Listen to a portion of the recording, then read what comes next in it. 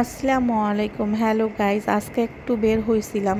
একটা দরকারি কাজ ছিল, কাজ শেষ করে রিক্সায় উঠেছিলাম। প্রচণ্ড গরম ছিল গাইস, এই জন্য খুব খারাপ লাগছিল, খুব টায়ার্ড লাগতেছিল। তারপরে রিক্সা উঠে দেখলাম যে একটু বাতাস টাতাস হচ্ছে, ভালো লাগছিল। আর এইখানে প্রচুর জ্যাম থাকে রে ভাই, প্রচুর জ্যাম থাকে। মোহাম্মদপুর একটা জ্যামের জায়গা।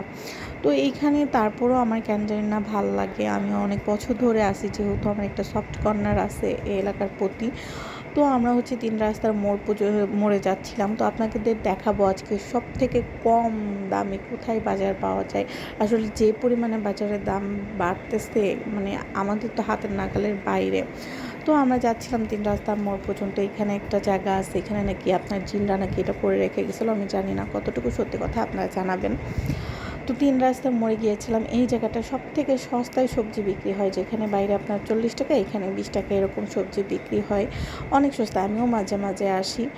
তো আমরা বাসার উদ্দেশ্যে চলে যাচ্ছিলাম। তো এখান থেকে আমরা আরেকটা রিক্সা নিয়ে বাসায় চলে গিয়েছিলাম। ভালো থাকবেন সবাই, টাটা, দোয়া করবেন।